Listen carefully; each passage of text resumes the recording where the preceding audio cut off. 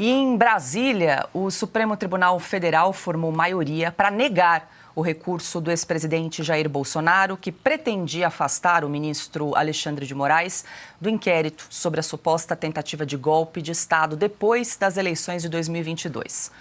O julgamento no plenário virtual começou às 11 horas da manhã e em menos de 4 horas, às 2h50, o placar contra o impedimento de Moraes se formou. Seguiram o voto do relator, ministro Luiz Roberto Barroso, Edson Fachin, Flávio Dino, Gilmar Mendes, Cristiano Zanin e Dias Toffoli. A votação eletrônica ficará aberta até 13 de dezembro.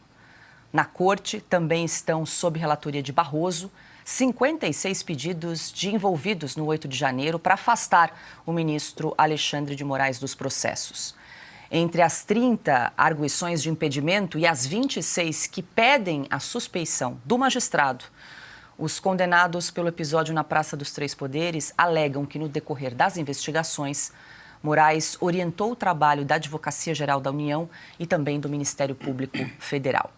Alexandre Garcia, hoje conosco, direto de Brasília. Seja muito bem-vindo. Alexandre, a gente começa então com essa notícia de que, por maioria, então, os ministros do Supremo Tribunal Federal definiram que Alexandre de Moraes pode seguir como relator e participar, então, das decisões ligadas à investigação relacionadas ao ex-presidente Jair Bolsonaro, o que, de certa forma, não surpreende, né, Alexandre? Muito boa noite.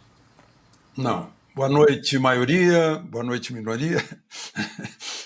Se alguém tivesse sequestrado meus neurônios, eu diria boa noite, senhoras, boa noite, senhor, né? Aquelas coisas. Boa noite, colegas, companheiros. Piotr, Ana, Paula, bom estar com vocês. Não surpreendeu, não. Não surpreendeu por causa do espírito de corpo, né? O Supremo, que está numa guerra, não ia permitir que um de seus generais fosse afastado.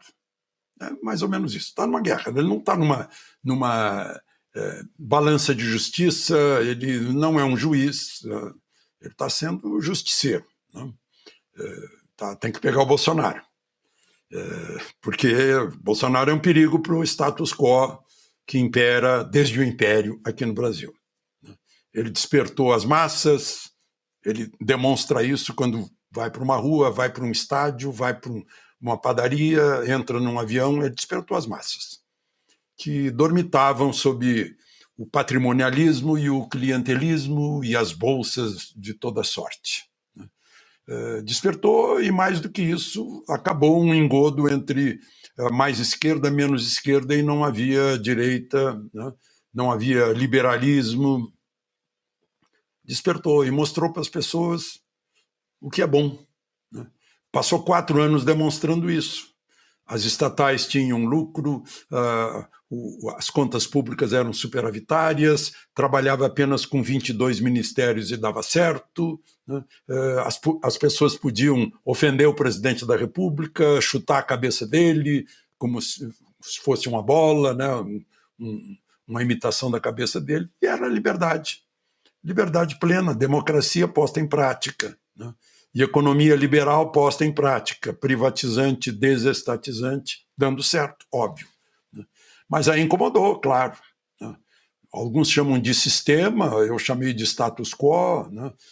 É aquela vantagem que se tira e não se quer mudar, né? Às vezes se finge mudança para manter. E então o óbvio foi contrariado mais uma vez pelo Supremo. Se essa turma era perigosa, né, o ministro Moraes era vítima, né? Portanto, não pode ser o relator, nem votar no julgamento da turma de 8 de janeiro e da turma da conversa sobre fazer alguma saída com o artigo 142 da Constituição. Para preservar a Constituição, fazer alguma coisa, né?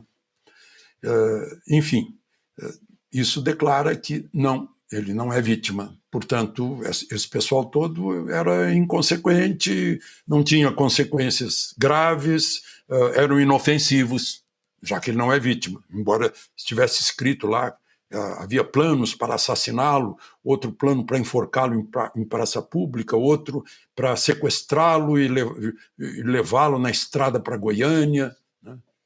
Tudo isso o Supremo está demonstrando que era inofensivo, era conversa fiada. Né?